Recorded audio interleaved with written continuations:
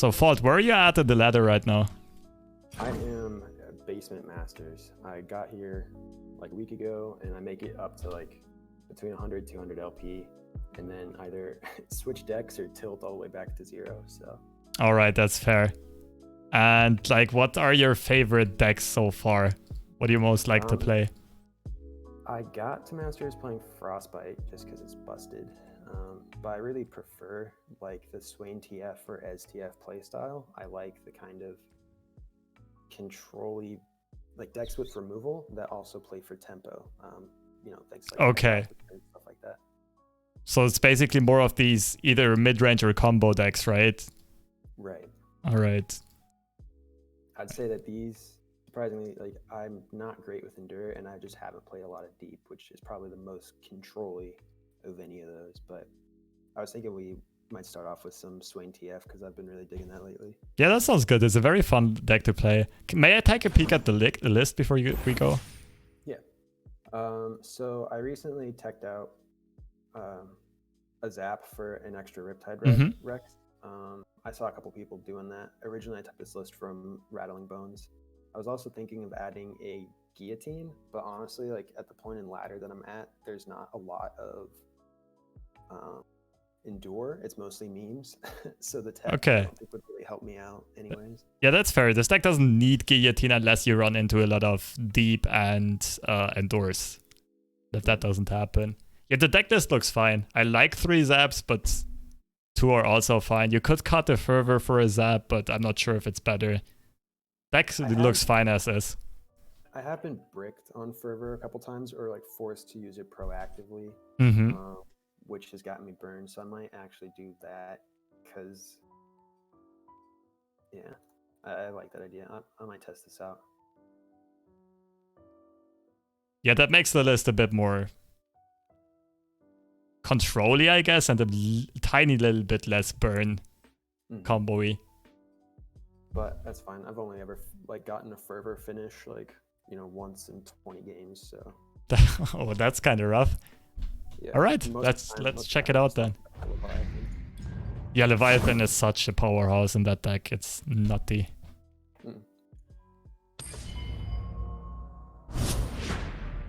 So my mulligan strategy for this generally is to, against more like aggressive based decks, mull pretty aggressively, like in this matchup for House Spider or Petty Officer, but also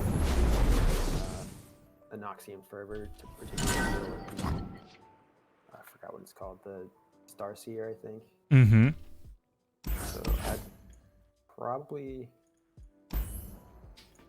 maybe this, because this combo could deal with the early Starseer. Yeah, I really like your thought process so far. I'd keep the Death Sand, especially in the combination with Dreadway. Deckhand. Would you keep the House Spider? Yeah, I would keep it just to either... I mean, this is probably going to be a race either way, since your deck does not run healing, and it doesn't have a lot of ways of interacting with your opponent's elusive units, besides like removing them with spells. I like keeping it and just going for tempo, basically. Kind of forcing your opponent to take some blocks he maybe does not want to take. And then ideally, I want to play these on the same turn, right? Just to minimize. I think after this game, we need to like up your mic volume a bit more. Okay. Like the in-game sounds are actually louder than you're speaking.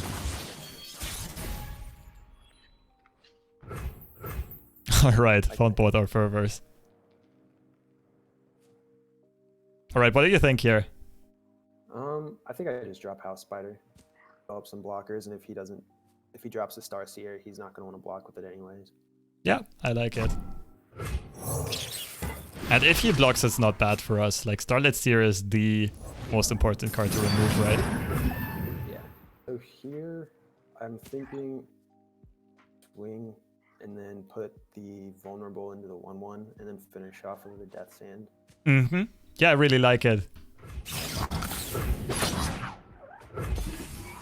Like, at the current point, we don't need to commit our mind to finishing with Death Sand yet, right?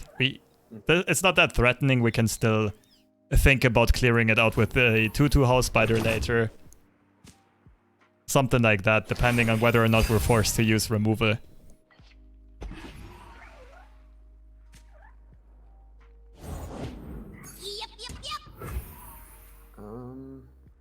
I think I just go with another house spider, or do I guess it's not really going to be able to block anything, so I can probably drop it after his attack and see what he does in the meantime. I like it, yeah. Like, your opponent is gonna attack 100% this turn. You can keep your optionality open. Okay. Alright, one thing I'm actually not sure about is... Does Twisted Fate red card fizzle? If it would hit Fizz? It shouldn't, right? Right. It's pretty effective. Okay.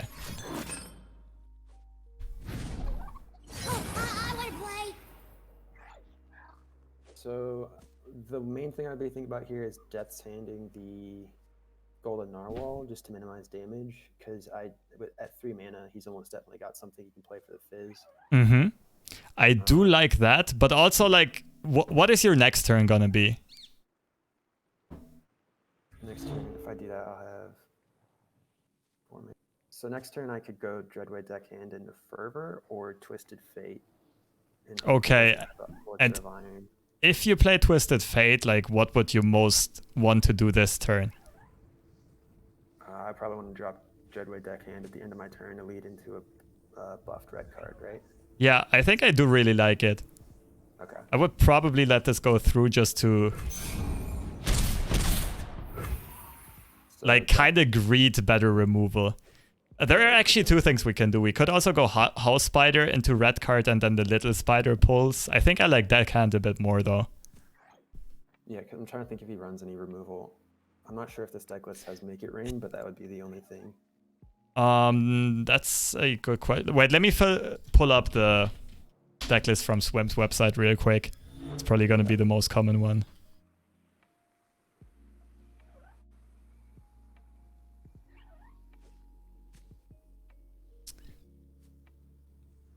Give me a second here.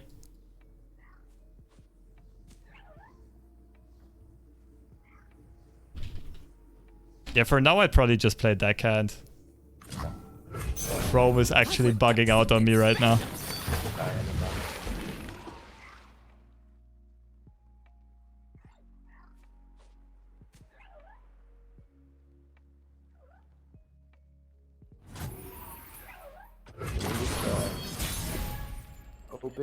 Open red card, right? Or do I swing and then hope that he develops something else? That depends on whether you want to play mind games with him or not, to be honest. If I was playing by myself, my instinct would be to swing, but I'm also really greedy. Okay, I don't mind swinging, but like in tournament play, I'd open up with red card because your opponent would probably not fall for it. Yeah, it telegraphs it a lot more, especially if I don't pull the Narwhal. Exactly. Oh, you like if you swing, you're kind of forced to pull the Narwhal. Unless you're playing against actually really bad players, because by not pulling the Narwhal, you actually give him more options. Then you need to give him. Like, you give him the option to, okay, I either block if I want to or I don't block. Okay, not much to be done here. Yeah, so just like... Who says I don't share? Right, the standard version of this list does not run Make It Rains. Okay, that's good to know.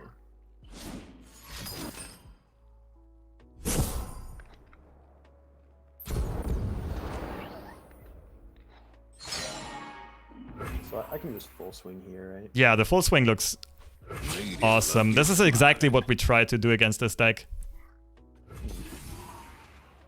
Back it up. Oh, another elixir? Okay, British, sure. But, I mean, that's one less problem. Might actually stand a chance of playing the third. Yeah, I mean, that's fine. Keep in mind, like, how much burn do we have in hand right now? 6. Yeah. 7 to face at least. Exactly. We don't need to push that much more face damage into actually more or less represent lethal. Okay, Abyssal Eye is actually interesting. So I'm thinking House Spider, and since he doesn't run Make It Rain, Noxian Fervor, the small spider on Yeah. the Abyssal Eye. I do really like that line of play. And he's too low to play like Fury, or he could have another Elixir of Iron, but... Yeah, but we're not really in the spot to play around that. Yeah, I like it. Okay, he's not swinging with Fizz, that's also interesting. So that makes me think he at least doesn't have a 1-mana spell in hand. Mm-hmm. At least one he doesn't want to pre-commit. So I think the open swing looks pretty good here. Yeah, it looks amazing. You'll be sorry.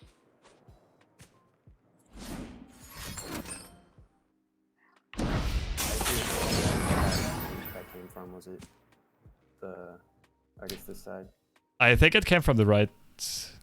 I didn't quite pay attention either, I gotta admit. Alright, but what's our plan for this turn? I mean, I think I let this... I don't know. Based off the fact that it didn't swing with Fizz last turn, and he just used a 1-mana spell this turn, like, I don't know if he has another one in hand. Okay, but also, do we need to remove Fizz? Like right now? No, he's not buffed. He's not doing anything. He's taking 8 health. Mm-hmm. So I think we just take this for what it is. Yeah, but what I really like this turn is if we're planning to salvage anyway this turn, we can salvage right now. Okay, yeah. We don't have much else to do with mana. And the other thing is... Okay, depending on whether or not we want to play another card, like right now we're getting more or less of a free fervor to face, right? Right. That does tap us out of mana of playing Zap Sprayfin. But it's like, question is, do we want to play Zap next turn or this turn? And I don't mind the... Yeah, like both lines are fine. Yeah, we have Rex as well, so... Mm-hmm. Yeah, I'm always up for a round or two. Assume, especially in this matchup, that I'm the control-y player. Blue as So the I serpent. don't always need to get drawn to those kind of aggro lines. Mm-hmm. Yeah, I get what you're saying, where you're coming from, but I mean, it's not really a full aggro line, right? It's basically just reacting to him. Like, he just expended his Brittle Steel to get a free kill on a 2-2. And you can basically nullify the Brittle Steel more or less by fervoring. Yeah, so it's value anyway you slice it. Yeah. Okay. So Sprayfin here. Yeah. Sprayfin also threatens the Fizz block. Yeah, we're in a really good spot here. So this is... We see through all.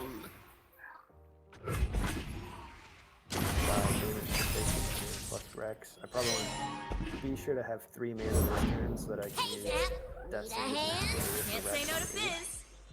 Yeah. Yeah, I do really like that idea. And as far as this goes, TF red card. Okay, but check out like how many leveling ticks Fizz is at. To see if it actually... Yeah. So I at least have one elusive blocker. If I TF gold card, it hits the Seer, and I can kill the Seer this turn. How would you kill the Seer? With but then I don't have mana next turn. Exactly. Also, does Seer really still matter that much on turn 7? No, the game's gonna be over in the next 2-3 turns anyways, so... Mm-hmm. So if we don't find a good option for TF, then we probably play a combat tricks this turn, right? Right. Which means exactly, passing is perfectly fine.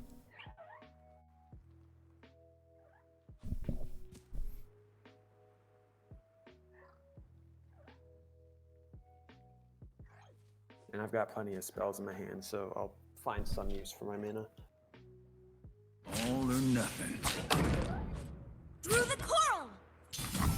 So So he didn't go with Fizz. You can't do this.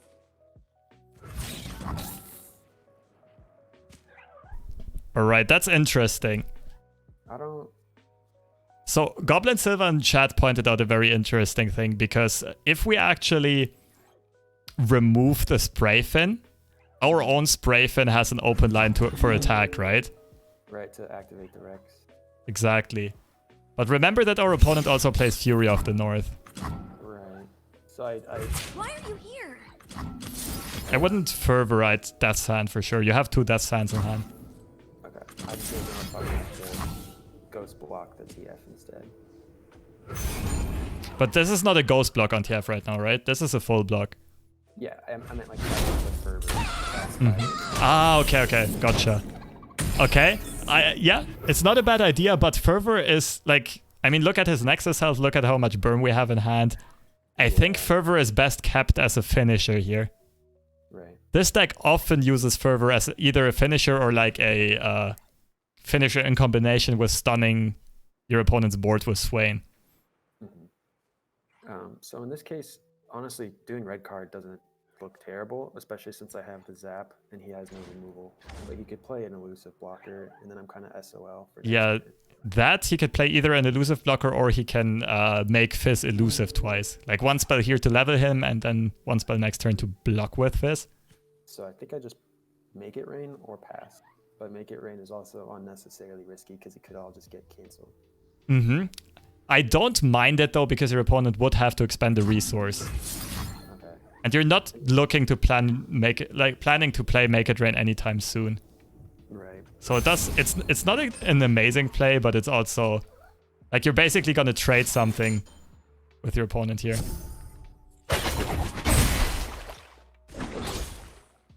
And I also have a chance to high roll and not getting it.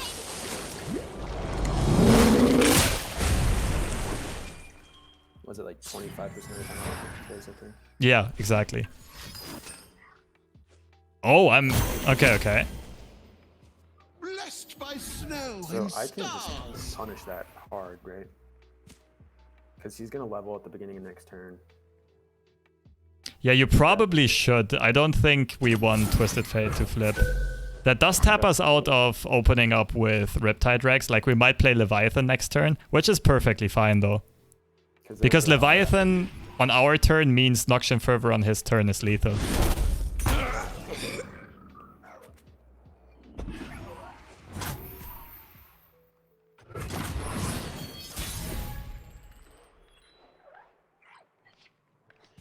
Okay, so I think I just swing and hope for the plunder trigger, right? Yeah, we swing for sure. Even if he trades Fizz here, it's fine, right? He expends his spell and then he still needs to replay Fizz.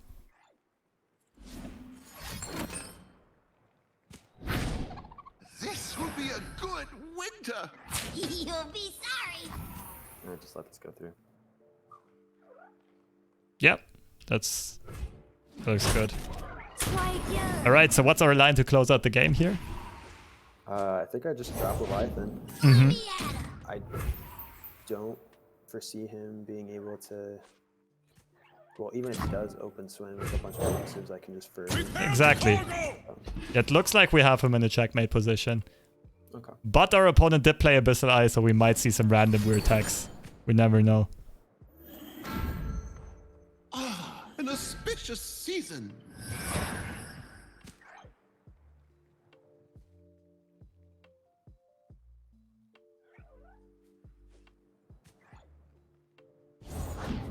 Hey, Zap.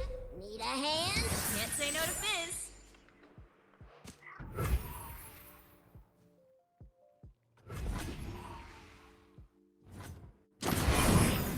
Darken the skies.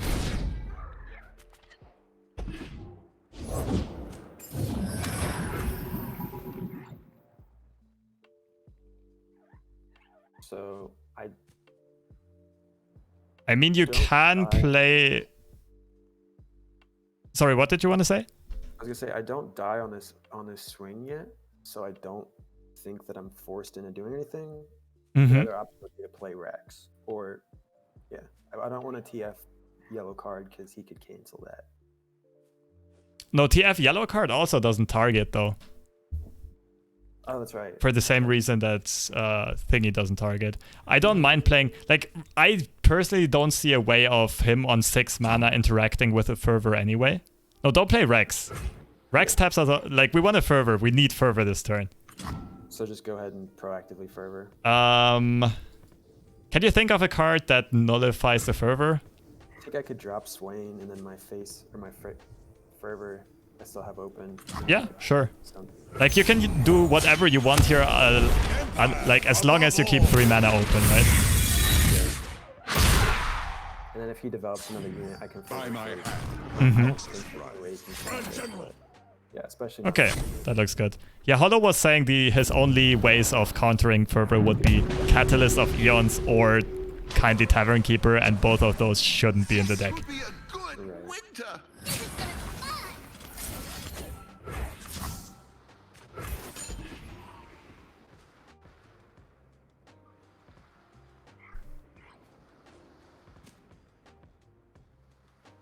Yeah, perfect.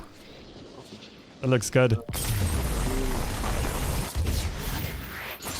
Alright, that was a really good game. Remember this day. So, one thing I want to note first of all is I think you're actually a very solid player overall. Like, I really like your thought process as well. But I do understand... Like, I did notice that on certain... Like you said earlier, you're not that familiar with the control playstyle, right? Mm-hmm. Or like, what exactly did you say earlier your weaknesses were? I'd say control. Yeah, I like the things that I like so much about Swain, TF, and STF is the fact that they have those kind of tempo routes and play a lot for board. Because you know, whenever I did play Hearthstone, I played almost exclusively like mid-range stuff. So getting effective trades is like what I'm familiar with. And also I played like, 60 games of Ashe Sedge in the past 3 weeks or something like that. Oh yeah, alright, that's fair. Yeah, that you probably know everything about like board trading value, that kind of stuff. What I did notice was sometimes on some turns where we had a lot of options, it seemed like you didn't consider all of the options that we had available fast enough. You know what I mean? Yeah, I think that's like a side effect of my kind of mid-rangey playstyle, because those decks oftentimes play themselves. Like you have most of your decision making comes in combat and not in I have 4 playable cards in my hand. Which one do I play? Well, if it's turn 3, you play your 3-drop instead of like, okay, what removal do I want to use for this target? What do I want to save for this target? Exactly. And it's also like, what do I want to play around? Like, what does my opponent need to win? What's my opponent's most important play? And like, how do I counter it? Yeah. All right, we had... Sorry, you go? One of the things I noticed I have trouble with sometimes is like that Noxian Fervor I wanted to use for removal, even though we had already discussed it, like playing into my win condition. And like I lost sight of that in the attempt to efficiently remove something, even though that wasn't necessarily progressing my game plan. Yeah, that's true. You mean where you almost fervored the spider and we ended up using Death Sand instead? Right. Yeah, that was a pretty good example. So I think Goblin mentioned earlier in chat that the block on the TF was probably unnecessary just because we were at a comfortable HP level anyway. I know it kind of just happened because we ran out of time while we considered options. One thing I wanted to try to implement, if you don't mind, we can do something like instant replays, right? I just go over the Twitch VOD that gets recorded instantly. And if you open up my stream, we can kind of check out moves, like certain spots from the game together and analyze them. Yeah, that sounds good. You want to queue up a game and maybe get matched against like a more challenging matchup? Yeah, sure. I just mean, like, I think there are 2 spots I wanted to talk about from this game, and we can actually visualize it here. We can do that for sure. Let me try and fix my microphone volume real quick. Yeah, that would be perfect.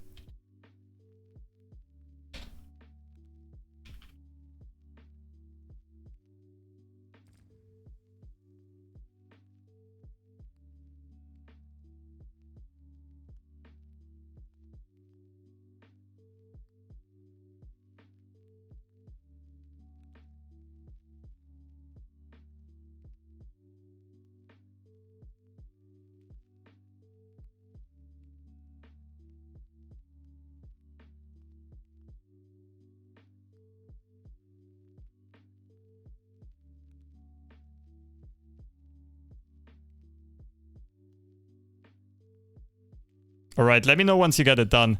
I sent you the link to my Twitch stream because then we can both look at the replay along with chat. Okay. Do you want me? Are you going to open up the replay on your own channel, or do you want me to share the screen? No, I got it on my screen. So right now, just look at the Twitch chat, and then we can, just so we're on the same page, and we can let this through. Yeah, this is the attack that was in question, right? Hold on 1 second.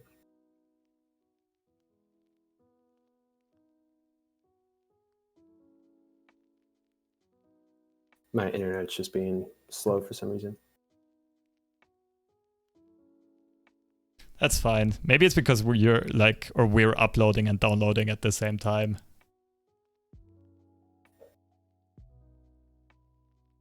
Yeah, I'm gonna. Yeah, let me know if there's problems or if it doesn't work. We can also just talk about them. Yep, I just stopped sharing my screen. I think that was taking up a lot of my bandwidth. Okay.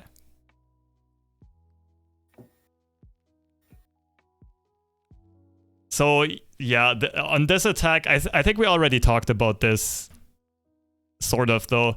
I did really like the Death's Hand. Like we already said, Fervor to, like, I'm pretty sure keeping Fervor is correct for the additional reach because we're trying to burn down opponent at the current stage of the game. We do still have multiple plays and ways of blocking and removing available, though, right? Like, we could also Death's Hand TF mid-combat, in which case we wouldn't have to force out the extra removal. I think we ended up taking the optimal line here. Also with the Make It Rain to force another spell out of the opponent. Another question that came up, though, was on the turn we salvaged. I think Renrag asked why salvage mid-combat and not keep the mana open for post-combat. Here it is.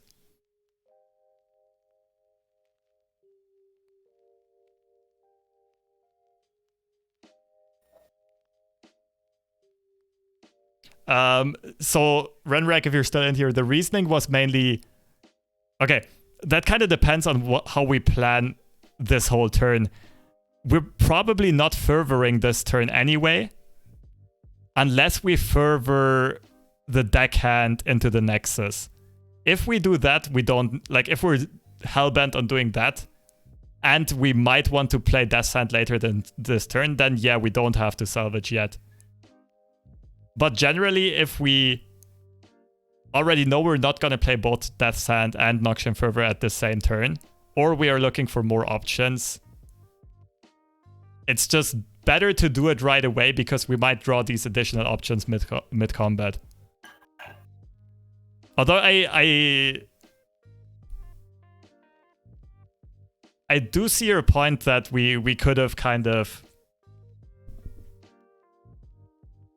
let this resolved and salvage afterwards, but I don't think there's a necessity to play Death's Hand this turn, guaranteed. Does that? Let me know if that makes sense, Renrag. Did we need the options during combat?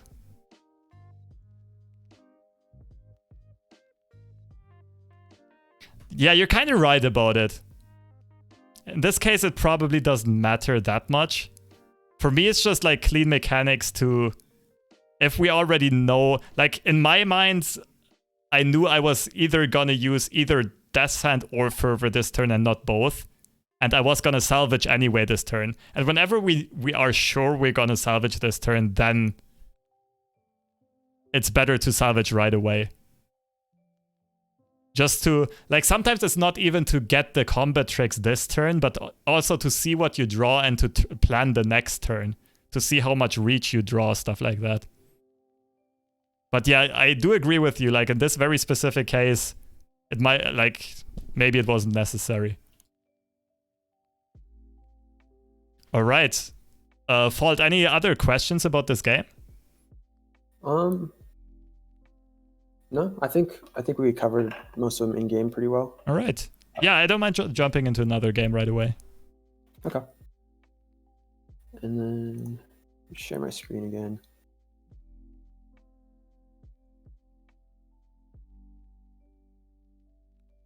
All right. So I'm just gonna queue up TF Swain again. Yeah.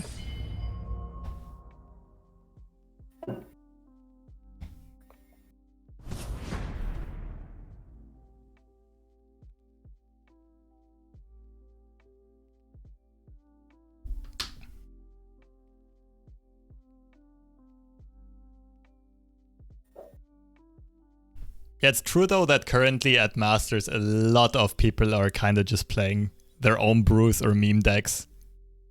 Yeah, especially in the basement here. Yeah, I can imagine. I mean, it's kind of impossible to get rank 1 or like top 10 anymore anyway, without putting a ridiculous amount of time in. So there's not really much of an incentive to play. Like the meta has been kind of stable for a long time. There's just no downside to trying out something new or something fun. Yeah, it's kind of, that was my mentality. Is I just grinded Ashe Sedge to Masters and then decided that was my chance to play these other decks that I'd been wanting to play without any real losses. Yeah, like expand your horizons, right? Right. Oh, that's a good mindset though. Okay, what are you thinking? Flock isn't a keep because I don't have any triggers for it. House Spider's a good keep. Dreadweight Deckhand with Flock could be decent to kill a Yeti, but like that's pretty conditional. Okay. I think I'd rather Mulbeat for a Petty Officer. Isn't House Spider a trigger for Flock though? That's true. So maybe keep one. Yeah, I'd keep Deckhand as well. Like I'd be tempted to keep the whole hand actually, but I don't mind kicking one Flock. It's whatever you prefer. I'll keep it, I think, because you're right. House Spider is a good trigger, and everything the first 5 turns is gonna have 5 health tops. So yeah, if I ping it and then Ravenous Flock, I should be in a good position. Exactly. Like I think to consider with this, I personally think Ravenous Flock is about the best card against Ashe Sejuani because any 1 damage tick you get onto their Yetis is gonna put them into Flock range, right? And the same for Hearth Guards, just for a lot of their value units. So I think I just dropped Spider, right? Or do I? Okay. I wasn't sure if I might wait until next turn because there's not like a lot of pressure to play right now. Yeah, but if he doesn't develop anything this turn, you get the Spider attack. So, like, if you pass and your opponent passes, I wouldn't swing with a little one. Yeah, that looks good. Like if you pass, they don't have any overwhelm. Little one's pretty useful as a blocker.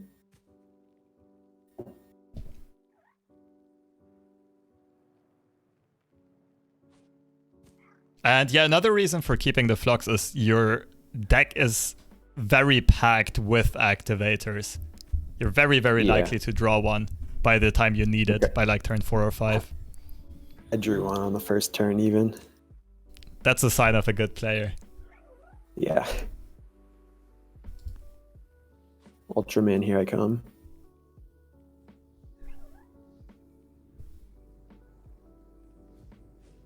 Goblin saying, why keep the deckhand? Keg isn't too useful in this match. Yeah,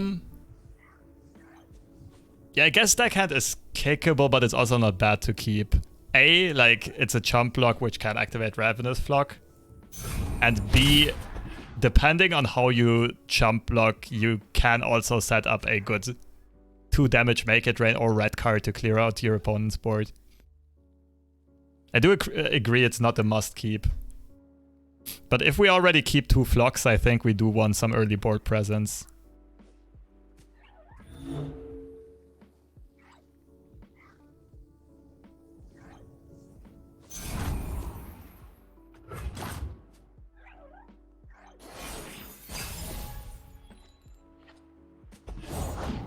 Patience. So I think I just pass, right? Yeah. There's no reason to do anything right now.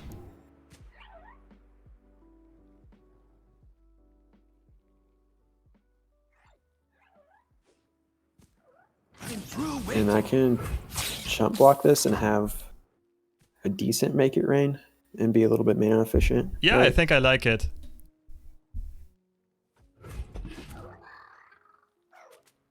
Oh no, I blocked. For some reason, I thought I had the keg on board. I blocked with the wrong spider. No, I think that's correct. I mean, what else do you do this turn?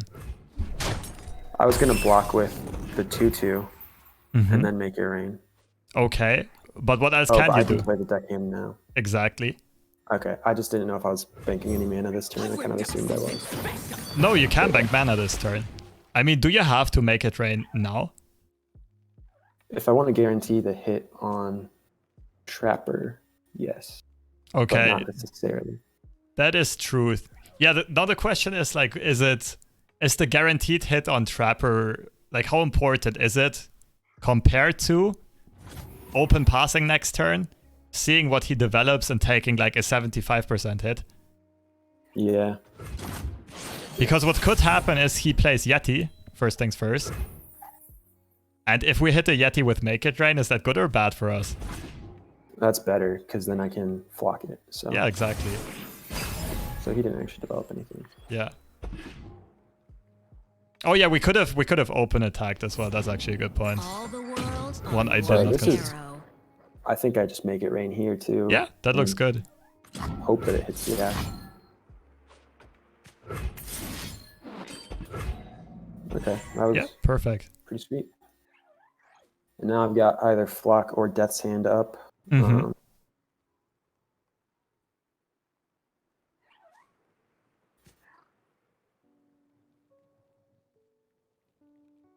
And if he swings with the Ashe, I probably Death's Hand it and then keep Ravenous Flock up just in case of Iron or Elixir of Iron, or do I just go straight ahead to Flock and counter Iron from the start? That is a okay. I think we Death's Hand, because even if he does Iron and swing, we can still kill Ashe either with Flock or a block. Like Okay, Iron is so- gonna find value at some point anyway. Mm-hmm. Do I develop Petty Officer or do I Death's Hand? If I develop Officer, it means I can only have one of these options up Yeah. during combat. I but- think I like developing the Petty Officer just for the extra jump block potential. It does give your opponent one Frostbite trigger, but like if There's you Death's currently Hand, zero. opponent does Elixir and full swing, it worsens our block significantly. And he might not even swing here if he doesn't have an Elixir. That's a fair point, yeah.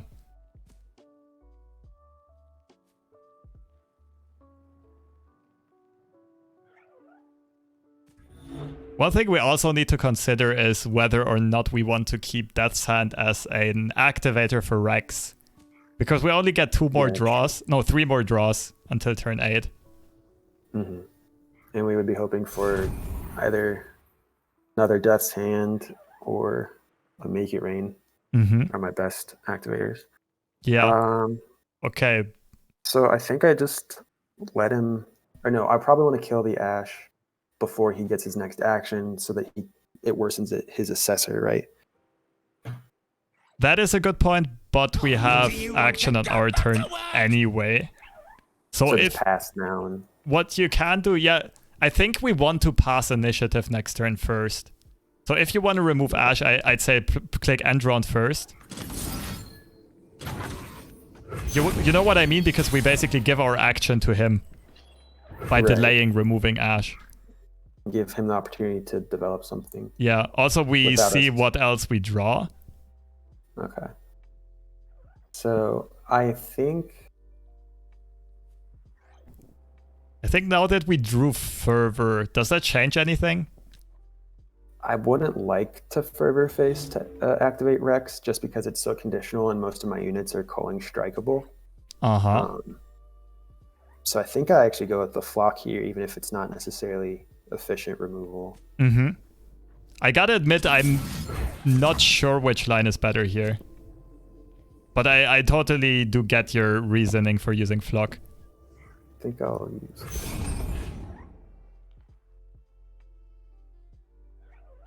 just because I think Rexing on 8 will probably be pretty important if they get any kind of board going, which they will because they're Ashe Sedge. Yeah. Yeah, so far I really like how this game's been going. We have enough board presence to currently only really be afraid of a big Ashe swing or a Farron. He could Reckoning this turn as well, but I don't think he would prefer to do that over developing. Mm-hmm. So I don't think I want to swing because that kills too many blockers, but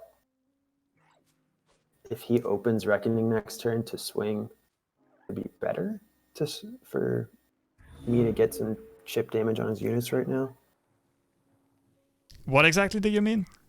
Like like if next turn he opens Reckoning, I don't have any units to play as blockers, and he can swing for a lot of damage. Whereas if I attack right now, I could get that damage on them and lower them enough to... Okay, but if you do that, then Sparring Student doesn't swing. Probably only the 2/2 swing. I wouldn't mind just ending turn here, though. Okay. Because Reckoning is one of the, like... It's a similar thing where if your opponent holds it, you need to get it out of his hand at some point anyway. Yeah. And better for him to do it now than when I have Swain on board, I guess. Okay, so he still has Reckoning mana up. So I don't want to drop Swain. I want to keep at least 3 mana banked for next turn. Exactly. He's going to swing, so I think I just pass and let him... Yeah, I do agree. Attack, right? I think even if he does not swing, we're happy with the pass. Like, even if we burn the mana. Now, next turn, do I Death's Hand the Omen Hawk so that it's one less target for Rex and I hopefully get higher value out of it? Yeah, I do really like that. Okay.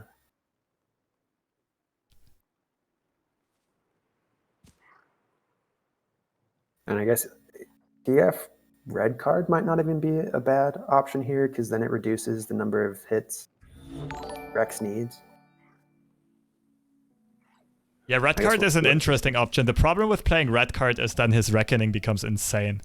We can only play red card after attack, realistically. Okay, Hollow is saying, don't we play way too passive? Aren't we the beatdown? That's a really good question. I gotta admit, like on this matchup, specifically from the Swain side, I'm not super experienced. I would have intuitively said that we're not the beatdown, and reason being is that we have a lot more ways for direct face damage than our opponent. So go with the Hawk into Rex plan, right? Yeah, I like it. Okay. I think in this case it's hard to be the beatdown because we would be blocked by all of his 5/5s that then give the 5/5s if we swing into our face. Yeah, generally it's kind of hard to say because both of us play like slow mid-range decks with some control potential and some combo potential. Like with Ashe, the combos are obviously Reckoning and Freezes and also Assessors. And for us, it's just like Swain combos and like phase combos. Yeah, like Rex. Rex looks good. I don't think I've Rex anything. No, that's a little disappointing, but not terrible. Yeah, I agree. I mean, we have efficient ways of cleaning this up. And honestly, I could probably swing with all of my lower power units. Or he's gonna play Reckoning now. Seems so.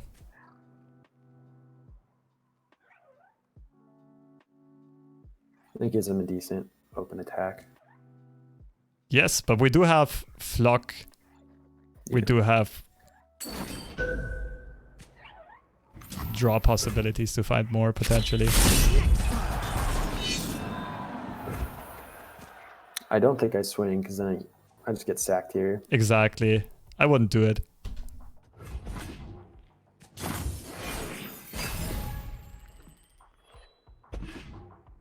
That's a decent pickup if he decides to open swing. That's a rough Rio. Okay. Oh, Oh, Swain doesn't really do anything for me here. Yeah. Yeah. I do think we play TF. The question is, what do we do with TF? I think we red card because it automatically gets rid of one attacker. It's the Hearthguard in Death's Hand range.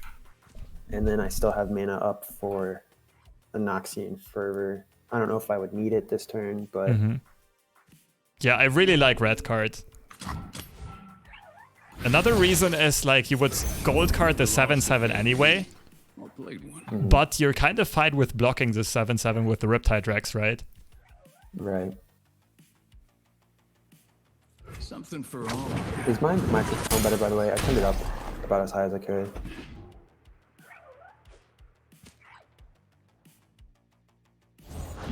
Faster than my arrow? I think not. Okay. So it's important to note our opponent's spell mana here.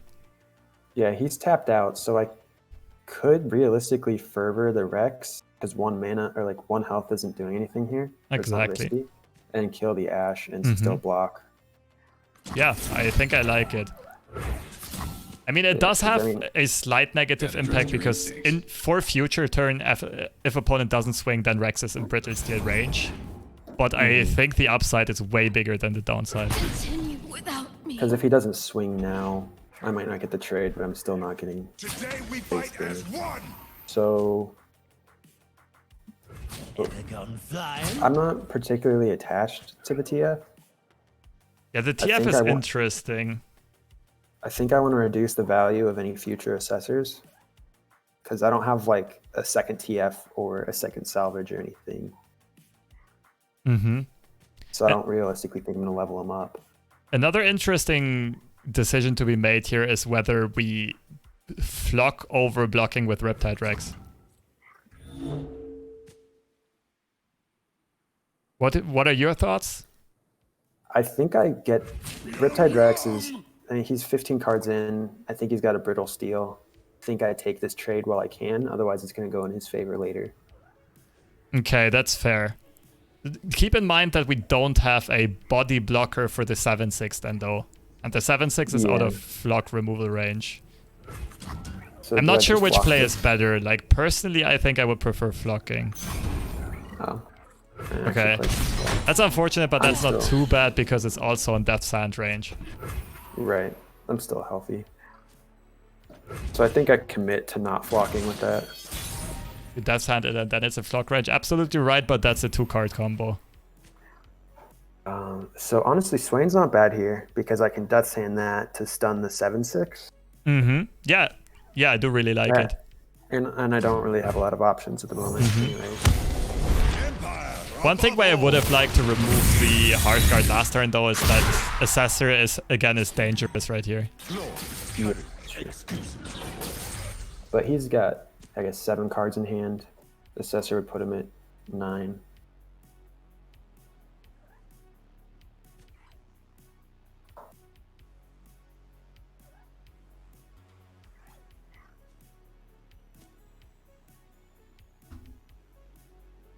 I guess Assessor would be scarier if he didn't already have all the cards. Gotcha. That is... Okay.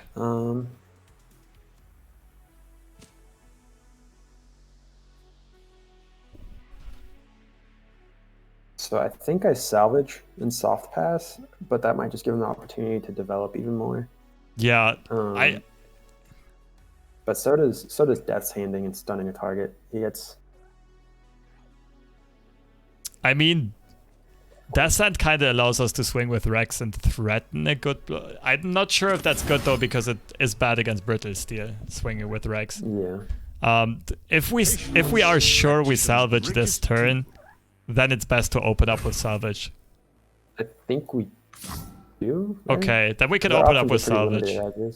Yeah, I don't really see a reason to flock this turn. Yeah, for a similar reason like we talked about earlier, right? To know all of our option to be able to plan turns. And that's a very minor thing, but I think I would have Death's Handed in the same action. Just because, like, it's mildly playing around Assessor. Yeah, that's true. And then, because now if I Death's Hand the Hearthguard, it gives him 2 opportunities to develop as well. Or like, yeah, drop Assessor right here and draw 1 additional card.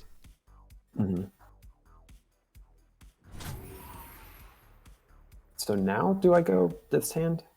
Mm, Or is there any pressure to do it at the moment? Yeah, because he could open Assessor next turn, but... yeah, but if he offers to sacrifice 7 mana... yeah, because we can bank this. Yeah, because we're not 100% sure. Like, what I find pretty often in ladder is that people just do random passes. Like it he probably fully expects me to swing with Rex here. Yeah, something like that. I think I like taking the pass. Okay. Yeah, Hollow's saying this might be a Harsh Winds pass, exactly.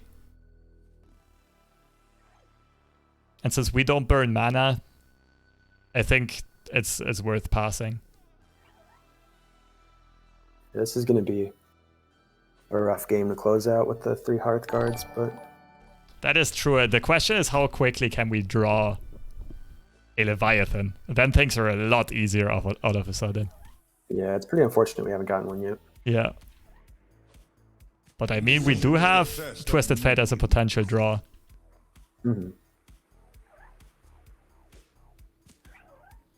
If he develops anything, I... Carved from the savage okay, well that was the preferred outcome.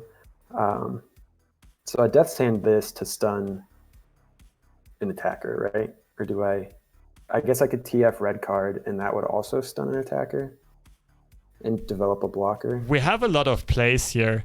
One thing that's really cool if you do end up Death's Handing is you can play 2 Death's Hands in the same action. Oh, and then I put this in flock range. Exactly. You can Death's Hand both... no, I wouldn't even... you can Death's Hand both the 5-2 and the 6-6. Because the 7-6 is going to get stunned. No, the 6-6, not the 7-6. And, yeah, exactly. This one on the 5-2. Oh, I see. Try this. No, check the Oracle's Eye. Boom. And then I can flock that. Exactly. Okay. Yeah. For some reason, I always get hung up on like taking 1 spell action at a time because it's the least committal that I exactly. don't And usually, yeah, I do have to say, usually that's good fundamentals in a control deck, especially if you play very reactively. But like this is one of those decks where sometimes, or one of those situations, one of those rare situations where this can be better. So I think I flock this now to reduce the chance that he plays Elixir of Iron on the 6-6. Because if he has another Elixir of Iron, I'd rather it be played on this than this, right? Okay, but keep in mind that one of the flocks is Swain's Ravenous flock, right? Yeah, that's true. And I need him to win, so... exactly. I just let this go, right? I think I'd let this resolve and just flock whatever pulls the Riptide. Merely pawn a greater game. I will break them. It's interesting to see whether or not opponent develops here.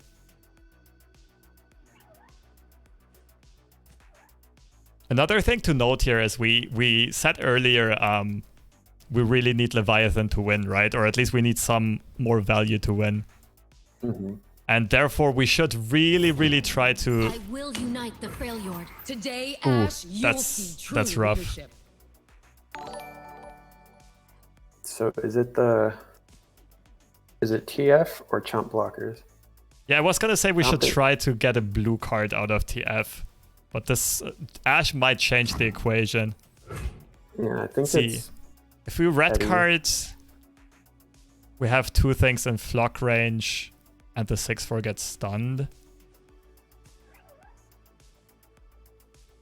Petty for the chump block. Patience is a tactician's greatest tool. This is rough. I think we might need to red card and just hope we get lucky with the draws. Red card, you said? Or blue card? I'd probably do red card here. Okay. Deal me in. The reason being simply to remove like main focus is removing Ashe. And also like not having to sacrifice too much on this attack. Oh, okay. That's really good for us. I just take that, right? Yeah, I'm really surprised. Like, there's no downside for him to just pull the Rex with the Ashe.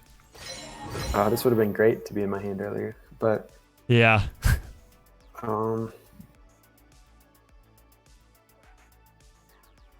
So if I keg here, I can flock the 7/5, but he's not... Like, he's pretty vanilla at this point, so I'm probably more worried about these two. Exactly. What's our biggest threat here? Probably the Ashe. She's pretty far away from leveling up, but I still don't want my Riptide Rex to get Calling Striked without at least spending 2 cards. Exactly. And another thing is, remember like 2 turns ago when he had 7 mana available? Like, which card did we think about there? Yeah, he's probably got a Frostbite. I forgot the name. Exactly, Harsh Winds. If he has Harsh Winds and Brittle and open attacks, then like Ashe flips. So I just develop, and I mean I lose to Reckoning, but I don't think there's much. I already lose to Reckoning. So. Yeah. To second Reckoning, we can't really play around it. So just unit, right? Yeah. At this point, a unit. Oh, that's not too bad of a pickup. At first, yeah, I first thought that was a Conservator. That would have been nutty.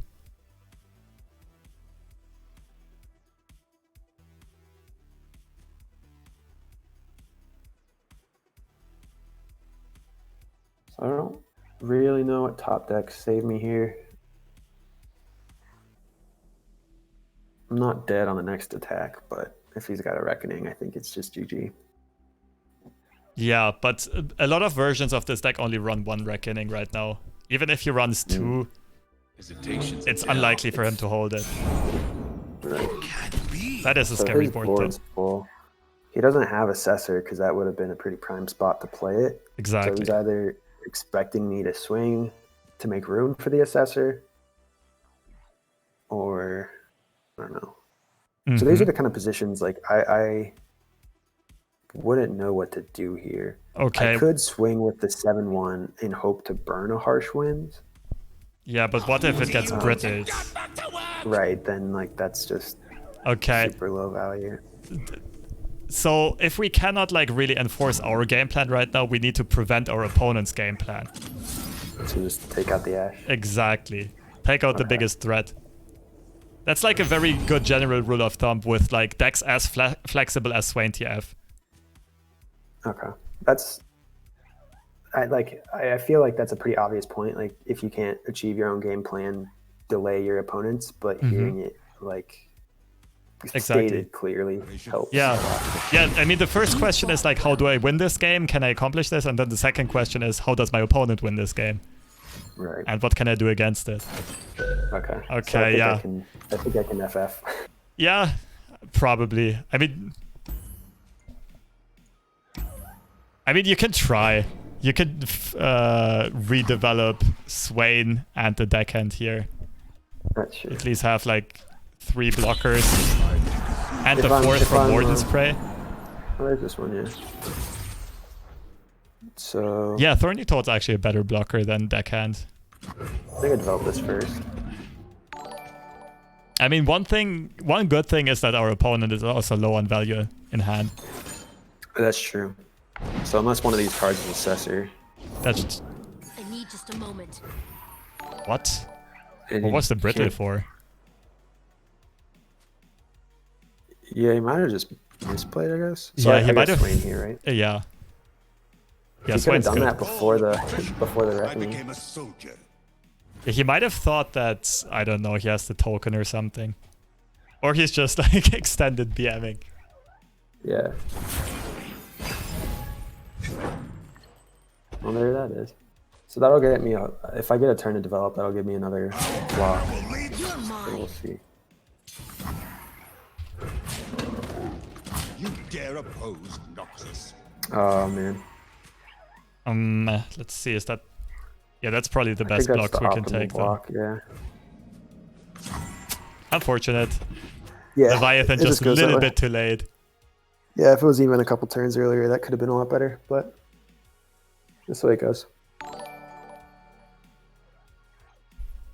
3 Hearthguard in the first, like, 8 turns was pretty good for him, too. Yeah, for sure. And also the double Reckoning came in clutch. Alright, now he's just stalling. Yeah, sure. Okay. Any questions about that game? I'm trying to think back.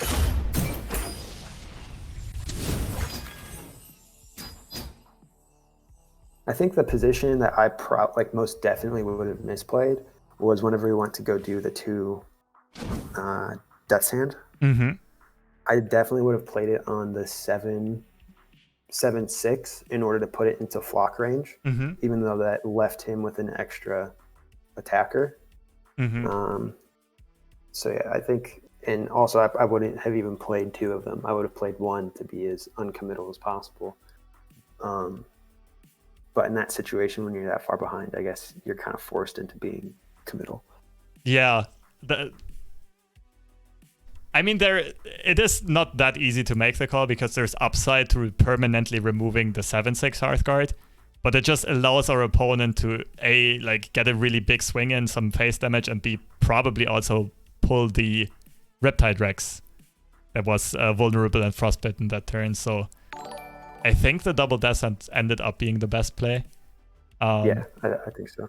But this deck seems great to practice exactly that, right? It has so much optionality and so many different lines of play. Yeah, and those are the kind of decks that I thoroughly enjoy, but also happen to be the worst at, which is not great for climbing, but great for coaching. So true. One thing I have to admit, like, at the very, like, what was it, turn 3, for the very early stages of the game, I kind of took a peek at chat. Some people, like, the opinions were kind of divided. Some people actually said they would have preferred the line that you suggested with blocking with a 2/2 and then making it rain that turn and playing the House Spider to be able to open attack for 4. If I recall correctly, that would have been possible on turn 3, right? Yeah, and then I could have avoided that Omen Hawk stuck around all the way until the Death's Hand that I used to activate Rex. So if I had just cleared that initially, I could have put another 2 damage on the Hearthguard and had it in flock range. But I think that's hard to look that far ahead. Exactly. At that point, it kind of depends on what our overall strategy and game philosophy is. Because I usually, when I play Swain TF against Ashe, I think I'm the more control-y deck. And I try to play more for value than tempo. Right. And that's why I actually like I would have done the same. I would have blocked with the 1/1 on the Spider and set up a Make It Rain. In the Make It Rain, hitting the Ashe on the subsequent turn is also what let us remove that pretty quickly. Otherwise, they would have gotten a swing with Ashe. Exactly. It's very true. So, yeah, the question is basically, what do we think? Like, I mean, there's a case to be made for playing Swain TF as the aggressor in this matchup. I personally wouldn't have considered that. Some people in chat seem to think that the matchup works that way. What's your idea? Like, what would you intuitively say?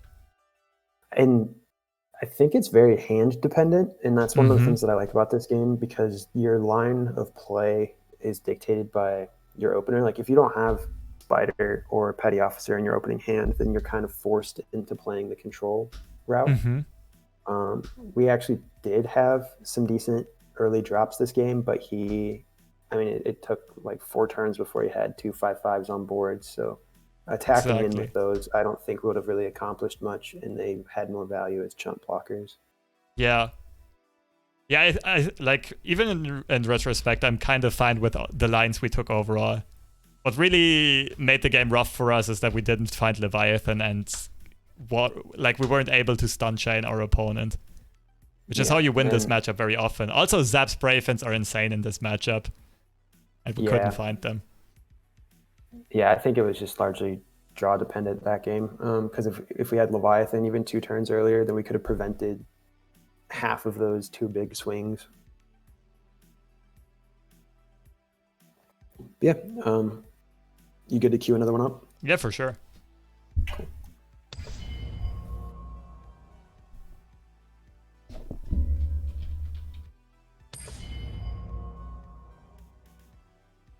Mm.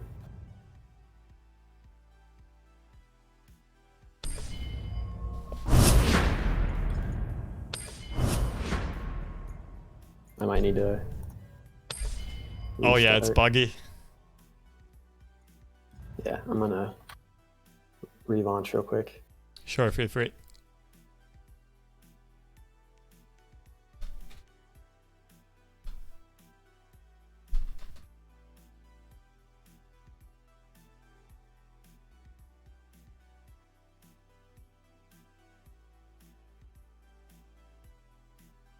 By the way, whenever you feel like it, we can also switch decks. But Okay. it's also going well with this deck. Like, I don't mind queuing up a few more. I might switch to TFS or Ashe Nox, but I think I'll leave Deep alone for now, just because like I'm so inexperienced with it that I think most of my. Well, I'm getting a bunch of errors when relaunching Runeterra. Ooh, that's odd. Yeah. But what did you want to say? Like, you're so inexperienced that? Yeah, I'm so inexperienced with Deep that I think most of my misplays would be out of that inexperience, and that the actual like beneficial stuff would probably come with things that I'm more familiar with, because then you can identify the misplays that I'd be making most of the time. Ah, okay. So you mean like if you play Deep, you would probably know yourself what you did wrong? Yeah, exactly. Okay. Whereas like I feel pretty comfortable, at least with like the game plan of Swain TF. So all of those mistakes are things that I'm going to be making 100% of the time, you know? Yeah, that's a good point. Yeah, I think TF Swain has a lot more optionality than Deep as well. And it seems to be like that is kind of the theme we're kind of focusing and working on right now. Mm-hmm. Okay, so I just ran out of RAM and it crashed, so I'm going to close some things out, and then I think we'll be good. Sure.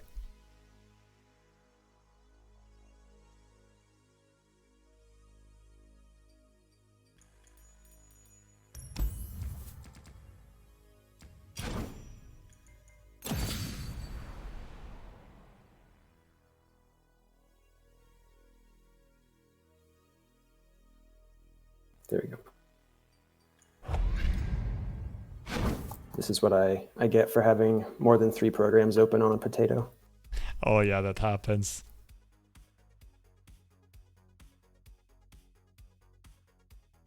All right. So what's it like playing on a potato? Sounds pretty fun. If I have only Runeterra going, it does just fine, but otherwise it struggles. Yeah, that's fair. But I mean, usually you don't need anything aside from Runeterra going, right? I mean, right. Who the hell uses computers for something else? Weird people.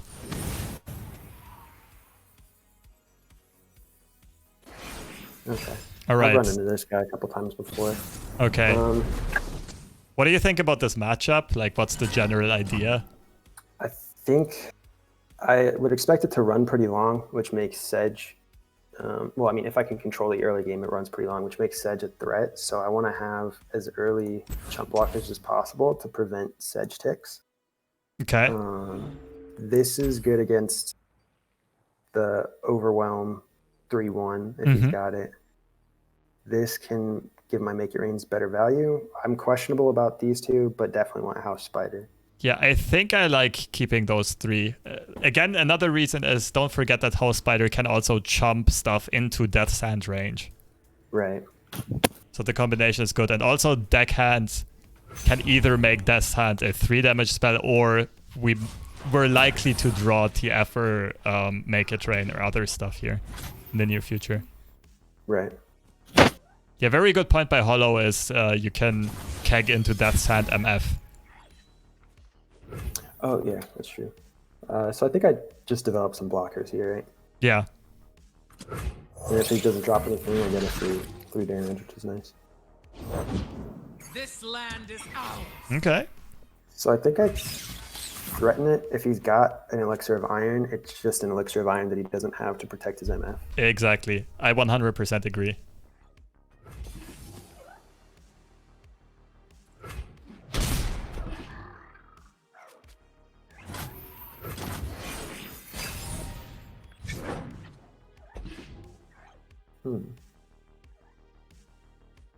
That's a decent pickup because I can play that this turn. Mm-hmm. Oh, yes. Yeah, so I think that's exactly what I do, right? Mm-hmm. Because I get my pick, and I still have this for the MF. Exactly. Leave nothing standing. So I safety block, right? Because I still want to trade with whatever doesn't get hit. Exactly. Yeah, looks pretty flawless so far. Cool. You know you can scroll over the make it rain right away, right? Oh, Like if you mouse over the spell in the middle, you'll see what it hits. okay. I didn't know that. I always see the. Ah, okay. Okay, I also works. It also works. That, and I figured like that outcome was favorable regardless. Okay. I think I like swinging with these two, or What's the other let's play? see, what are his options? His options are the 2/4 scout that summons 1, which would close out my attack entirely. So I think I just get this while I can.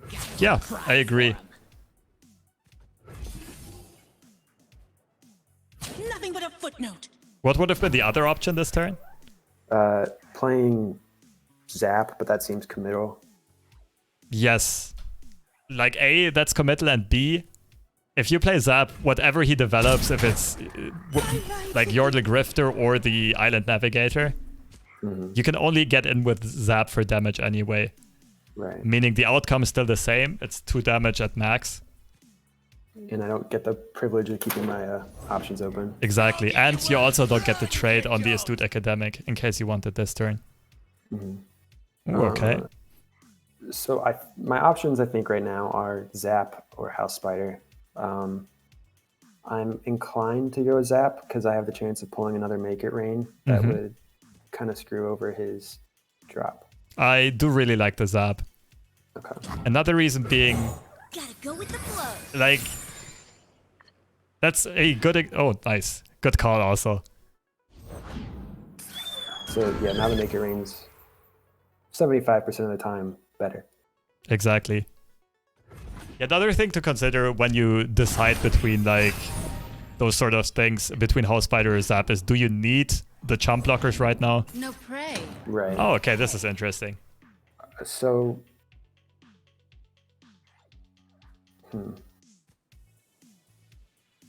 He hasn't used an elixir, and he's had plenty of opportunity, and I think, unless he had MF in hand the whole time, I think he would have used it by now. Also, MF Sejuani doesn't necessarily run elixirs. It depends on the version. So I think I drop Dreadway. Okay. Well, no, because that removes having Make It Rain as an option, and it Yeah, would the buff this. problem So I is think I that... open. Yeah, it's a bit rough. I think I like opening up with Make It Rain. Just because if it hits MF, we can finish her off with that Death's Hand anyway. That's true. And this does give us the option of removing... Okay, Man. that's pretty like the much worst worst case scenario. Yeah.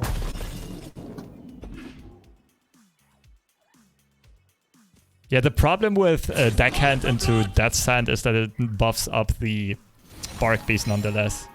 Right. So I don't know if I actually block with Zap. Just because, well, I also don't have a Rex in hand, so... That's an interesting one. I would not block with the Spiderling. The reason being is... Like, if in those cases, you need to ask yourself, is this gonna be worth more, or could this be worth more later than 3 HP? Okay. Yeah, that's true. Probably, right? Yeah. Okay. That's really unfortunate. Oh. I mean, That's- not much I can do about Is that this. MF's make it rain or? Yes, it is. Yeah. Yeah, I was gonna say they usually don't run it. Yeah. Yes, I slightly debated you into not blocking with the spider there. Although, yeah, that is results There's oriented. no way of knowing it. It's not too bad. So, our odds here are much greater to get a Fervor than anything else. Second being Death's Hand and Ravenous Flock, and then last being Make It Rain. And I don't think any of those particularly help our situation. Yeah, so let's look at our mana count here. We have 4 this turn, and we will have 6 next turn. So, if I play this, it'll give me 6, or play this, then I'll have 7 total because of the attune, Exactly. which gives me Death's Hand, which means I can play all my spells. I can play the Exactly. Death's Hand, Ravenous Flock, and okay, so this Well, is actually, everything except for, like, you can play Deckhand, House Spider, and Death's Hand, for example. Or, like, one of those cards you can't play, but the rest you can. I think I like Zap. Okay. Okay, that's not too bad. Missile Head saying, I like the Deckhand so we can Death's Hand the MF. Yes, but we can also do that next turn. Don't forget. I think the scariest card for that would be Fury of the North, but I would much rather him use that on a defensive turn. Exactly. And even if he Furies, we have Flock for the finish. So I think I don't want to open swing, or actually, Well, there's not much wrong with open swinging. first of all, like, we need to implement the card we just drew in our decision-making process. Does that change anything? Not particularly. It gives us more optionality if he drops anything else that's within range, but I think the Dreadway Deckhand and the Death's Hand play is still good for MF, but I think I would rather attack, give him the opportunity to develop something, and then go Yes, from yes, for sure. You attack first? there. And because if any of the units that I develop here, I wouldn't be able to attack with anyways. What I'm trying to get to is there's also the option of letting him develop and then red carding, and both of his minions are going to be in Death's Hand and Flock range. You've got dangerous That's true. eyes. I like that. Not just the eyes, you know. Okay, so I mean, we just said we're playing Deckhand no matter what, right? So we can open up with that and let our opponent develop more. I've whipped up right, because we could get even more value out of the red card. Exactly. If you play something like Petty here. Okay. And now we have a decision to be made. So I feel like he's keeping up Fury mana. Okay, in that case, we should Death's Hand and finish off with Flock. I think I like the Death's Hand play the most as well. Because getting them to like 1-1 and 2, I don't think accomplishes quite enough. And if he decides to pull this with the higher gun, then I can Death's Hand it next turn too. I mean, the Keg is gonna dissolve here. Oh, you mean if he pulls the Zap? Yeah. Yeah, he made the Zap vulnerable. All right. Actually, panned out perfectly. We need to wait for the spell to resolve, right? Yeah, forgot about that part. Don't worry.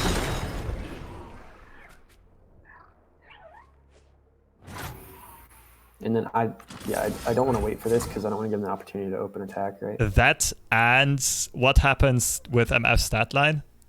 What does she go to after end turn? Oh, she'll heal up. Exactly. Right. Here again, like, this is a matchup we took out our opponent's tempo, and we're now trying to outvalue him, sort of.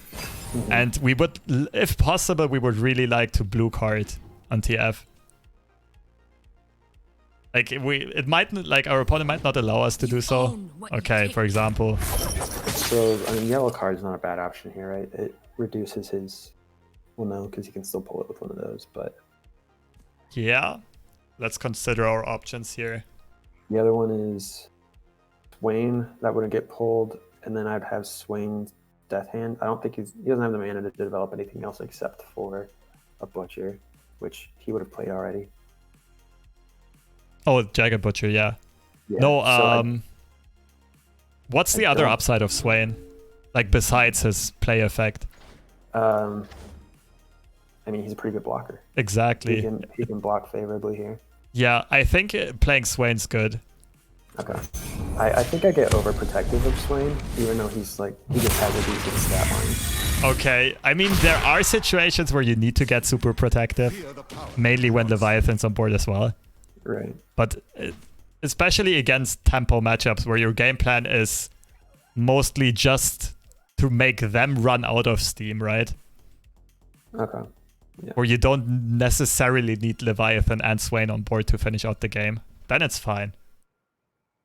And this also gives me red card as a stun option. Time to make some calls. And especially blue card as a draw option. Yeah. Never forget. Yeah, I do forget about blue card. Okay. Okay. He's actually putting Sejuani into Death's Hand range. He goes like this. Justify yourself. Yeah, so I think I'm okay with this, right? Yes. Okay, now we need to consider one thing though. Whether we want to play gold card for removal of Sejuani and then Death's Hand on the 3-2, or whether we want like to blue card next turn if our draw breaks. Because if we blue card, I think it's much better to play the House Spider now, just so we actually get the additional spell mana. And if we gold card, we don't burn mana anyway. I think it's hard to say because he doesn't run any draw, and blue card could actually put us ahead. Mm-hmm.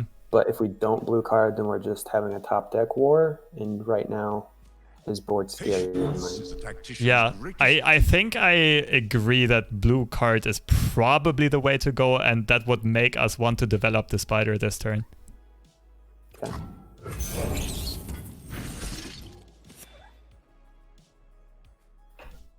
Because if we're not necessarily looking out for blue card, it makes more sense to bank mana because we have turn 8 coming up. And if we draw either Leviathan or Rex, we'd rather have 3 spell mana banked, right? Okay, get Right on punished, but... Yeah. Oh well.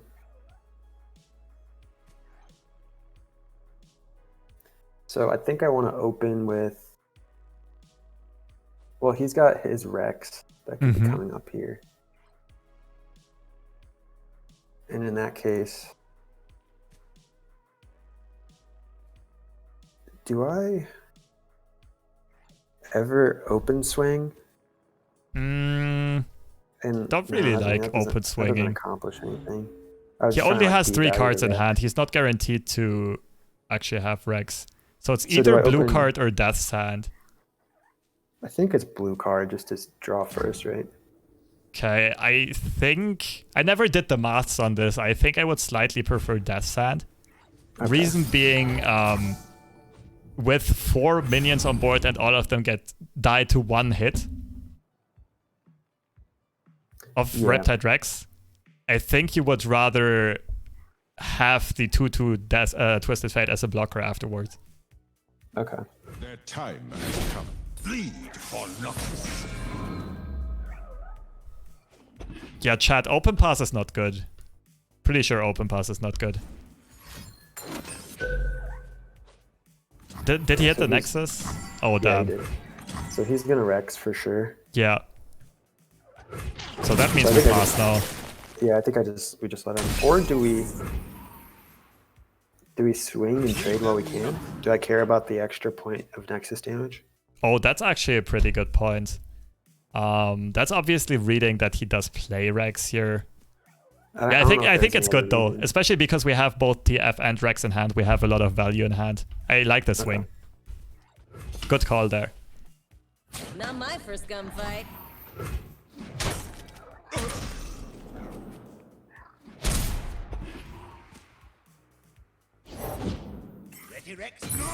And this gives me a blocker for next turn. Yep.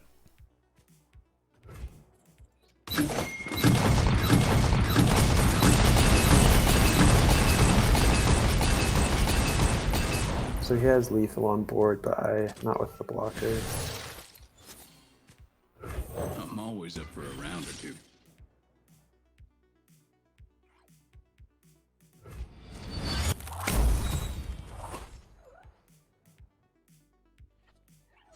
Okay, that's pretty good. We just need to survive the attack, basically.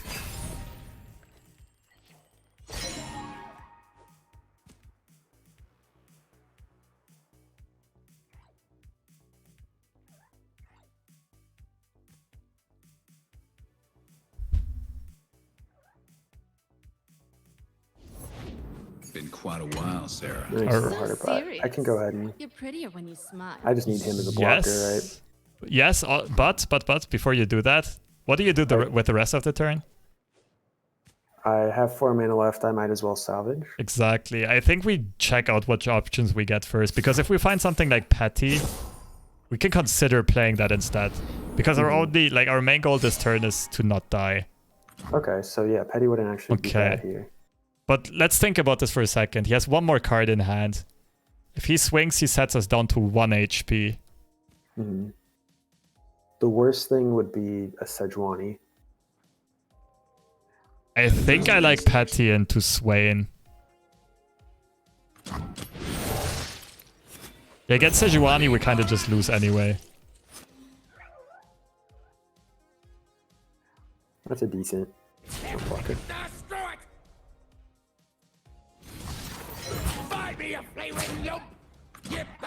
Yeah, that looks good.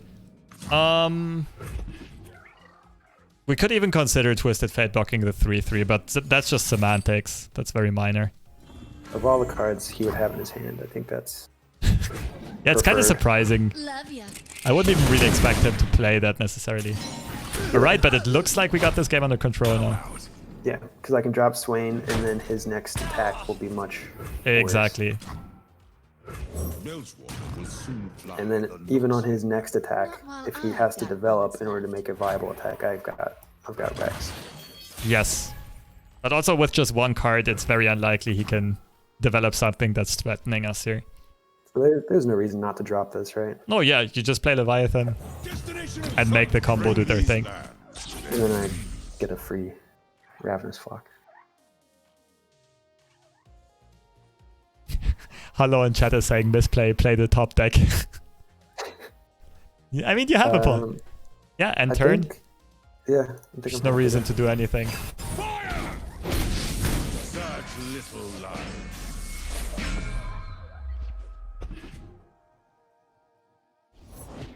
Yeah, you don't want to cross. I think Rex this turn's kind of a blowout, right? Or I also kill him on... he has to do something, so I just pass. At this point, you can just pass, and you can Rex for fun. You can play second Leviathan. It's not... We kind of won at this point. Yeah, I didn't see it with 3 health. Anytime I'm in that position, I try to just keep passing, because they have to do something to not die, right?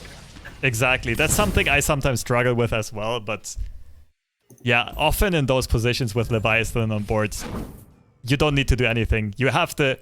Let me put it this way. You have the luxury to be the reactive player. Right. I think we've got some time for a game or two of this, right? Yeah, that looks good. First of all, any questions about that game? Let's see that game. I'm trying to think of the decision points. If you want, I can scroll through it real quick on the VOD on my channel. Or does that break your computer again? It shouldn't. I think it was just because I had it up for a while. Yeah, there's one thing I want to note there that Larraid pointed out in chat. Give me a second. Let's find the right spot. Right, on turn 8 where we did... No, technically on turn 7.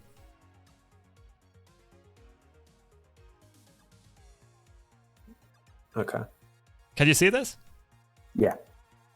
Larraid pointed out a good thing when we ended up deciding to develop the House Spider is the stuff that I was talking didn't make 100% sense because we're thinking about opening up with Death Sand anyway, right? We're gonna play Death Sand either this turn or next turn before our opponent attacks the next time. Right. And therefore, the spell mana slot.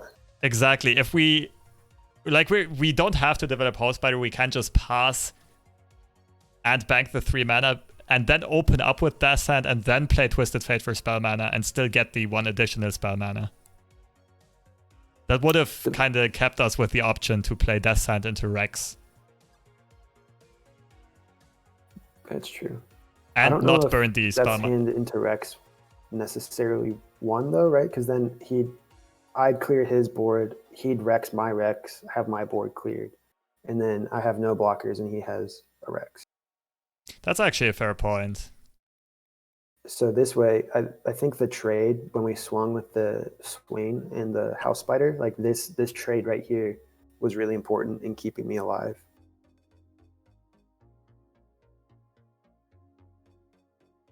Yeah, that's actually true. Like a couple turns down the road, that did end up mattering somewhat.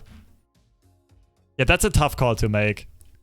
But yeah, that's another one of those situations where I think it's like almost 50-50. And the only way that keeping Death's Hand mana up would be good is if I drew exactly Rex. Exactly. Yeah, another thing I didn't consider yet is if we don't play House Spider but top deck Petty Officer, we're kind of sad. Right. Or okay. Yeah, it kind of that's a very tight spot. It can go either way. Because if we play House Spider and then play, oh no, we could have played blue card into Petty Officer into Death Side still. Yeah, that's a tough spot. But okay. I think it ends up on how many actions he gives us to play to summon. All right, let's just skim through this game real quick, and we can see if there were any like tough decision points. So yeah, I think the mulligan was correct, keeping the Death's Hand. We did end up drawing very well in the early game with the Make It Rain, right? Yeah, I think we got 2 of them, and that one off of the zap was pretty clutch. So then we had, right, the open attack, then developing zap. Oh yeah, then we obviously had the atrocious Make It Rain. Oh yeah.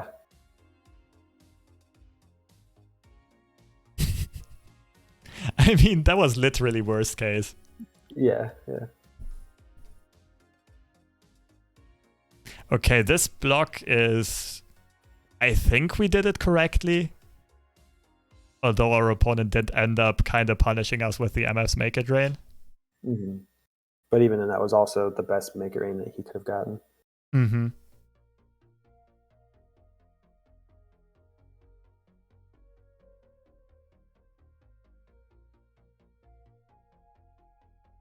Right, develop Zap. Next turn was...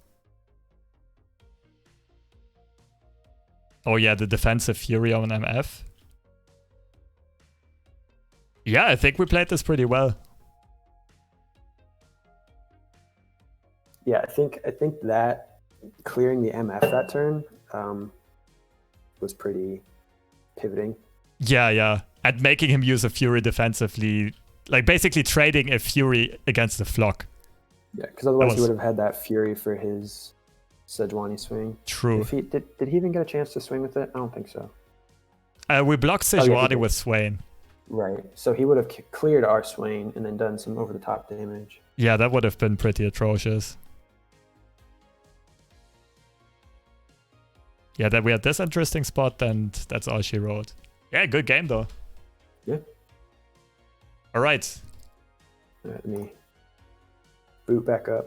I closed out Runeterra preemptively when I opened the stream. No worries.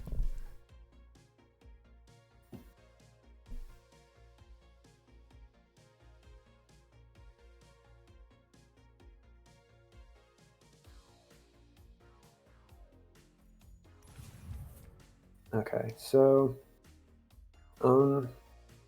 I'm thinking either TFS or Frostbite because I have played a lot of games of Frostbite, but like I still don't think I you know obviously play optimally, so might have a little bit more to glean off of this. Okay, yeah, we can have a look. The Frostbite deck is one of the decks that is very open to debate. Like, on certain plays, because you kind of do plays expecting things to, like... Expecting things to develop over the next couple of turns. And it's very hard to really say what the best play is. But if you want, yeah, we can have a look at that. Honestly, I have more fun with this one, so let's do this. Gotta fix the emotes first.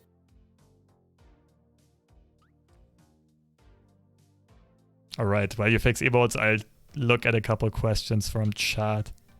Can you enable stream at lower resolution? Unfortunately, I can't. Only when Twitch actually accepts me as a partner. Iceman saying, turn 7 play was still always better to back the spell mana and play Rex. Another body reduces make it range chance to hit Nexus. Yeah, but there was no guaranteeing we drew Rex. And dropping House Spider drops 2 bodies to negate Make It Rain. Yeah.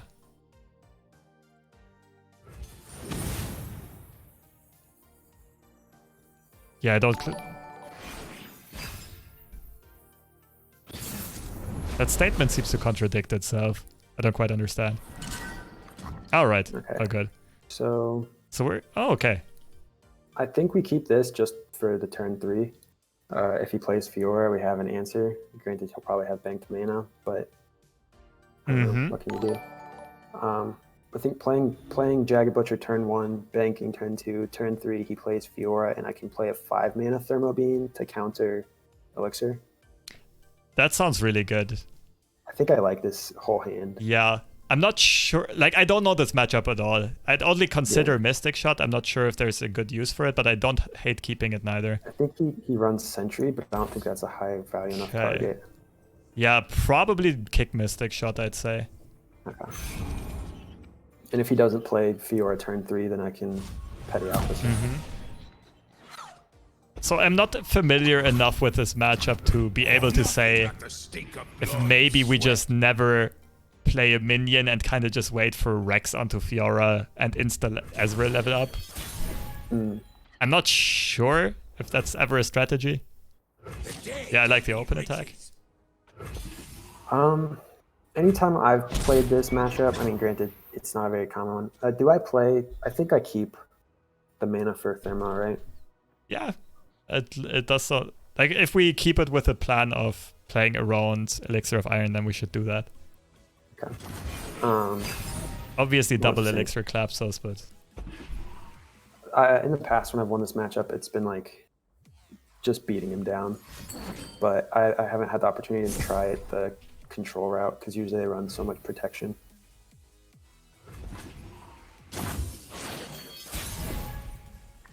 Okay, so he didn't play his Fiora. And standalone, most likely.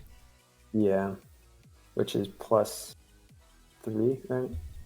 Yeah. So I think I swing, drop this, and hope that he develops Fiora. I like it. Okay. He might not drop her knowing that you still have... Okay. So play this and hope. Yeah. As like a soft debate. The problem with Thermo Beaming here now is that it can also be countered by Riposte or Barrier. And also Fury of the North. Yeah, opponents are actually doing this well. Yeah. So given that many outs, I think I just go with Petty Officer and still hope for the beatdown plan. Okay. I think I would, in that case, play the Merchant, though. Okay. Or you want to go Petty into Drifter? Like, the question is, what do we do next turn? I was gonna stun if he decides to develop anything. Okay. Yeah, then Petty is fine.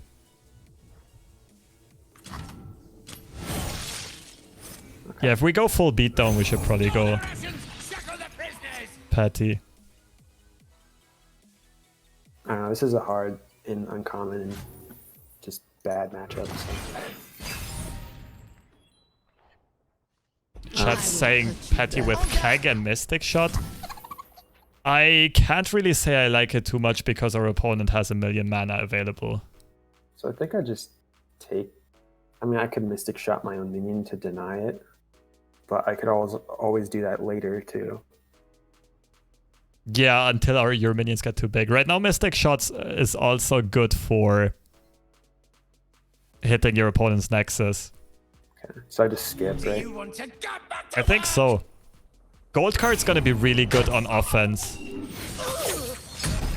Right? Yeah. So, Grifter would probably be my play here. I think I can expect him to play a... If he doesn't develop a minion, he's probably gonna buff and play single combat or something like that. Yeah, that makes sense. I like both Grifter. The question is, do we play Yeti Yearling this turn? I think we may as well, just to be as non-committal as possible, and then we have Twisted Fate open. But Yeti does tap us out of double Mystic Shots. I'm not quite sure how this matchup unfolds. Generally speaking, Yeti is probably better right now. Yeah. I mean, at first it keeps all our options open, but as soon as we develop the... What's his face? The Yordle Grifter, then we don't have double Mystic Shot anymore. Right. So he's not doing anything. Do I go ahead and try to threaten the Fiora because he has the spells in his hand regardless, or do I just... I'd probably develop first. Okay. I mean, our plan is next turn gold card, right? Right. So Yordle Grifter here. Exactly. Because at this point we kind of already gave up. If he has on yield, he kind of just wins. Oh, you mean like consider double Mystic Shotting? Or just like or pressuring him, I guess. Like if I was to just do one Mystic Shot just to see what he played. But I don't know. Okay. I guess he's gonna try and attack the Yearling. Seems so. Strike quickly, try me. So yeah, do I go with Mystic Shot pressure, or do I Mystic Shot the Yearling? Because I think those are the only two options, or path.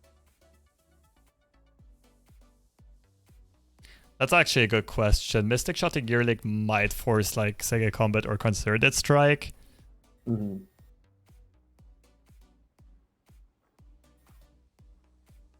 But is that as good as threatening the Fiora? Because I might be able to get out like a Fury of the North instead of a combat trick.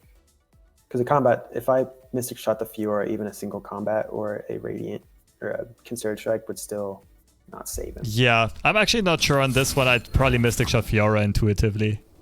Okay.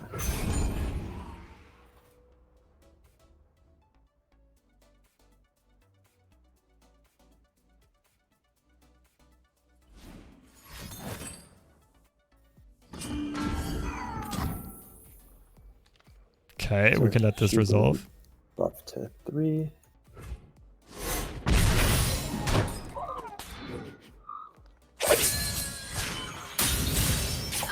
No equal. Okay, Namoretta and chat is saying I think you have to save Mystic for Nexus damage because we can't really threaten Fiora anyway. There's, yeah, that actually makes sense. There's definitely a good case to be made for that. Ooh. So do I think I go gold card first, right? Because then I have mana up to Mystic Shot something. I would... That deck shouldn't really run a lot of minions beside that, though. Right. I would probably go Yeti first to potentially bait another Relentless Pursuit. Okay. Oh, yeah, because then I can stun and it'll be a... Okay, so now this is a safe bet, right? Yeah. Deal me in. I mean, I lose to, like...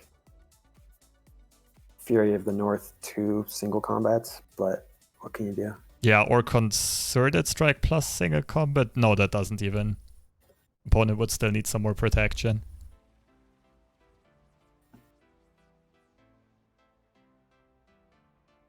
Damn, the Yeti top deck was actually insane. Yeah, that was kind of nuts.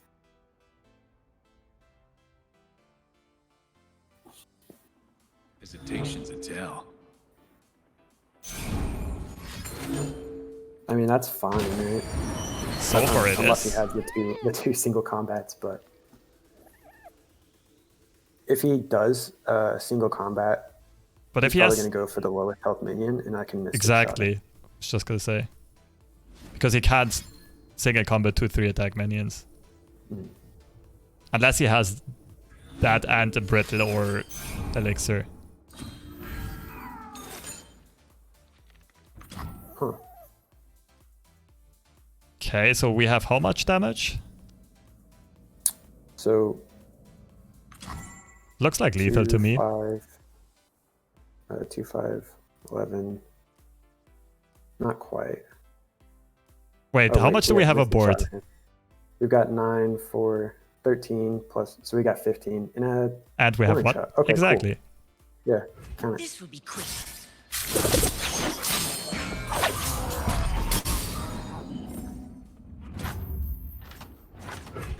I don't think ordering matters here.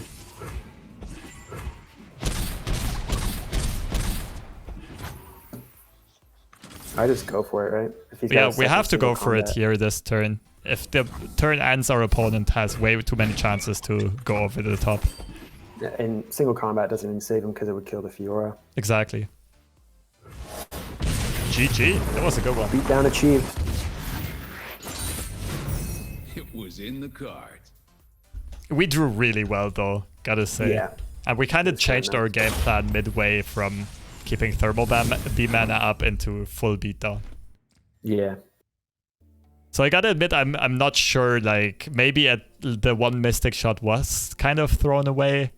Maybe we should have targeted our own unit. I'm not experienced enough in this matchup to confidently be able to say what's the best play. Yeah. I forgot, what did he do in response to that? He Elixired, I think? Ironed. Yeah. So if we hadn't played the Yordle Grifter, we could have responded with another Mystic shot, but I think he still had Fury mana. Mm-hmm.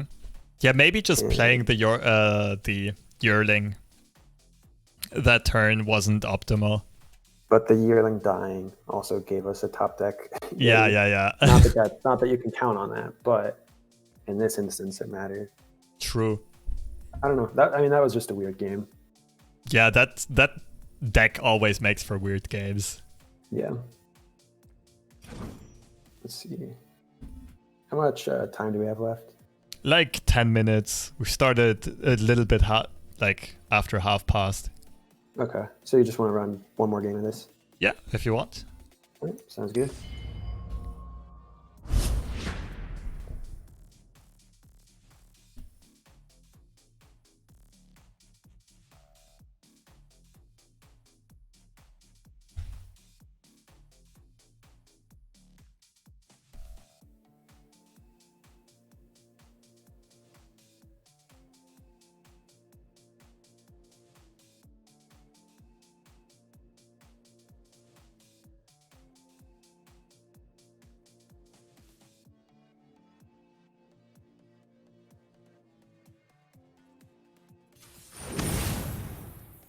Okay, so this matchup is pretty unfavored, right? Yeah. Just because our big impact turns usually don't close up the game, but... This would be my instinct. Okay, what's Because our I game think- plan though? I think I have to just try and get in as much damage as early as possible. And this doesn't achieve that. But if I can get this off before he drops Nautilus, that's great. Yeah, also Riptide just insta-levels Rex. Ezreal. I'm not sure. Yeah. I haven't played that matchup often enough. Maybe It is one of the few Riptide is a decks- kick. I don't know. Deep is one of the few decks that's slow enough to Yeah. keep Yeah, to but compete against, so. against Nautilus, yeah, feel free to kick Riptide. I'm down with both though. Okay. Well, we got one anyways. Yeah. Reason being like, Oh, we got okay. Thank goodness we kicked one. Yeah. Give me the stuff. Stuff make happy. Okay, we kind of got focused on the Riptide Rex here. Another thing I would have mentioned was, since Deep's not the fastest of decks, we can consider keeping Salvage. But probably only if we had a Butcher or something additionally. Like, if our hand's already good, like Butcher and Petty Officer, good tempo. Oh, okay, this is interesting. So, I have the opportunity to make it rain Jagged Butcher. What are his options? He could play another Dredgers or Thorny Toad. Yeah. I mean, I think I just have to play this quickly, so I think that's the way to go. Yeah, I also don't exactly have a fast hand. Well, we need to draw into it if we want to win. So I think Make It Rain's the way to go. Yeah, I do think Make It Rain's good here. It gets rid of a chump blocker and levels up our Butcher. Like, it either gives us the 3 attack, 3 damage open attack. Okay, wait. First, I think his turn 3 play is Dead Bloom or Jaw Hunters, or on 5 mana it could be Whale or Grasp, right? Right. So an open attack would be weak to only Grasp. Developing would be mediocre against developing a blocker, but I think developing is not actually great. fine here. No, like, Yeah. open attacking has the additional benefit of... No, actually developing is good. Like, it has the additional benefit of maybe enabling us Black Market Merchant, and then developing Petty on his turn. So basically kind of getting full value out of our hand. So they could just full swing, right? Like, he's going to block probably here to set up a Vile Feast, but I have to take this while I can, at least. Yeah, it looks reasonable. Like, for semantics, you should probably put the 4-3 to the very left. Oh, yeah, that's a good point. Like, he probably won't block it, but if he does... it's the cleanest, technically. The only consideration I have is leaving Petty Officer back, so I don't set up a Vile Feast, but then I miss out on 3 games. Exactly. No, I would swing here.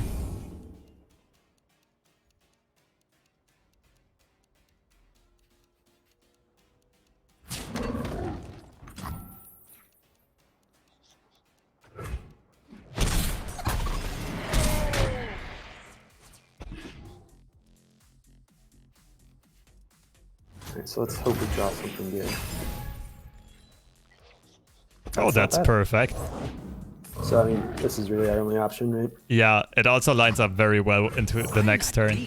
My friends, though. Oh, well, we didn't.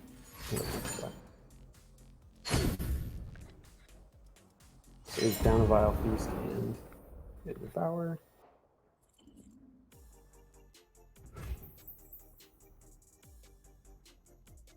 Okay. So, pass, and then I guess the question is open attack versus developing Black Market. Or this is an option too, assuming he doesn't have Grasp. Okay, But- yeah, that's interesting. I also have really high potential to level Ezreal, so I might want to keep him. Yeah, another thing about Ezreal is, so we put 1 damage on board where he can play a blocker that blocks 3 damage. I would rather consider Warning Shot into Merchant first, but I think I like open attack the most. With everything. Yeah. Because we have fairly good chances at not having to use our Warning Shot here. Yeah, that looks good.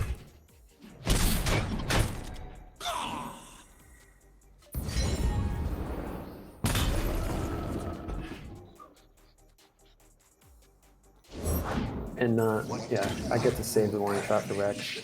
So I Black Market into Pilfered. Right? Yeah, Black Market first, we see what we draw, but most likely we Pilfered as well. Well, the that's... I mean, it can be 2 damage once Ezreal levels. That's true. So Pilfered. Right? Yeah. while we've got the Thunder Trigger. I never disclose my sources. That's unfortunate.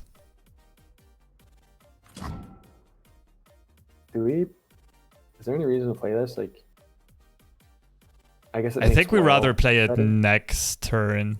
After he taps out of potential like whale mana or something like that. Okay. It's not like it provides a lot of tempo, so may as well hold it. Yeah. Okay, that's a good grasp target. Damn, our hand is hella weird. Yeah. So I think there's not much reason not to drop this at the moment, right? I think dropping him is good. Or I guess it gives him an easier Thresh target, but he's already Yeah, got but decent that's targets fine.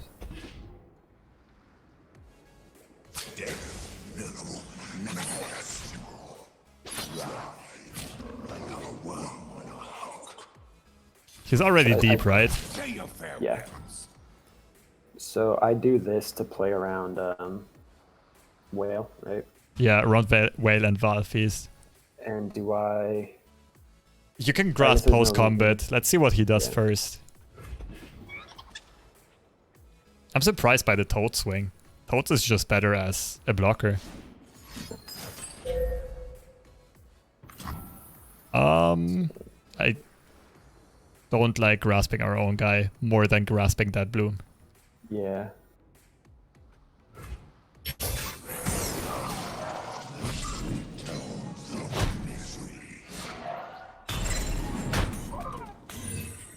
So he's on... Oh, he does run whale. We just saw him toss a whale. Okay. So I can go ahead and grasp that. Yeah, I think I like grasp the most. Yeah, we don't really have a lot of options. So Thresh's on 4 ticks, right? Yeah. Yeah. And if I swing, I'll put him at... Yeah, ideally we don't want to level Thresh before his attack. Yeah. Okay, so I mean, I've got back-to-back Riptide Rex, which could be clutch here as long as I don't level the Thresh. I don't think I've got a lot that I can do besides pass. Yeah, I don't think playing Ezreal is worth it. We'd much rather have him after the 2 Rexes. Problem with Ezreal is he just dies to a simple Rex attack. To a simple Thresh attack. Yeah. If Thresh hadn't been on board, then yeah.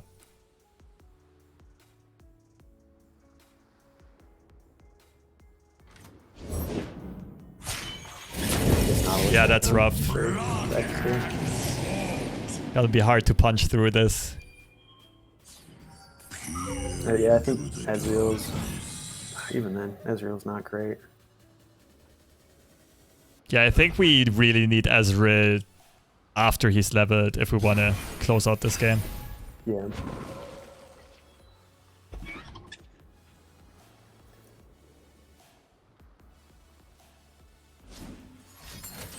I mean, him having the spider on board is good for us. Sort of. Well, it depends on... I mean, it is additional Nexus damage if it gets hit. Okay, damn. Depending on how much he can develop here, it might just be over already. But yeah, we play Rex already. There'll be blood in the water. The Thresh survives. That's a very sad Rex. Yeah. At least a lot of targets. But we do have Thermal Beam to finish off. Thresh's not leveled yet. That's at least a little upside. No! God damn, that also puts... No, it's Devour is not kill. Okay, Thresh doesn't level. So in that case... Probably Thresh, right? Yeah. Does 7-3 ever make sense? He'll swing and then summon another Nautilus and then I die. Yeah, I don't think I can. Yeah. Looks good. Get rid of Thresh. Oh yeah, it also enables us to block Nautilus instead of the 7-3. It's actually the only play to survive here. I just realized it kind of late. Oh, never mind. That's some solid emote game here. There's a blowout.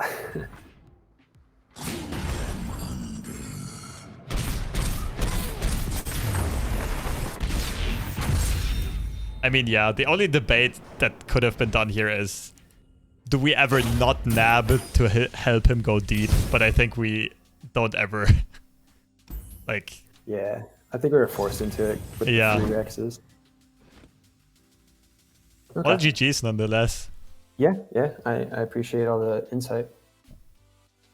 All right, any more questions you have about anything? No, I mean, I might have some more once I go back and watch the VODs. If you don't mind, like, follow-up questions on Discord or anything like that. No, absolutely not. Feel free. Yeah, but for now, I think a lot of good stuff we talked about in-game, and then the rest, like I said, I'll probably just need to review and remember what exactly happened. Yeah, like I said, I could just repeat what I said at the beginning. I think, like, overall, you seem like a super solid player, fundamentally. Only, like, sometimes on complex turns, right? Sometimes you seem to not see all the options right away, which, I mean, it's hard for every player. Like, I also often miss options. It's just, like, about trying to get better and better at that skill. Yeah. I don't think there's a single player who does that perfectly. I find myself having, like, option paralysis where there'll be a lot of cards that are lit up and playable, and I fixate on whatever one I see first and then go, like, I have to do this, you know? Okay, yeah. When in reality, I probably need to be working backwards from what can I do? Exactly. To what should I do? I mean, it can be tough if there is limited time for very complex turns. The best way of doing it is literally just to first use the first couple of seconds as a filter process and just quickly skim through, okay, what makes sense? Like, is this good or bad? And then you kind of cut everything that's bad, and then you only really analyze what's good.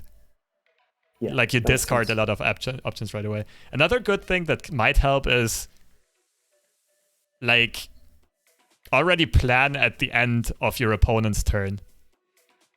I know chat is gonna hate me now because I'm encouraging you to robe, but it's like, if you think you have tough turns coming up ahead, feel free to already use the time back of your opponent to your advantage, basically. Right. And not to just... Yeah, even if you have 0 mana, sometimes it's good not to click end turn right away, but to first think, okay, next turn I have this and this available, and this looks like the best strategy in play. Yeah, that makes sense. All right, Fault. Then... Yeah, thanks so much. I really enjoyed it. I have a lot of stuff to think about and VODs to go over, but yeah, I appreciate it. Awesome. Thank you as well. That was a very nice session. So yeah, you'll find it on Twitch in the VOD section, and I will probably also upload it to YouTube these days. I'll send you the link once it's up. Yeah, sounds good. Thanks, Lobster. All right, cool. See you around. Yeah.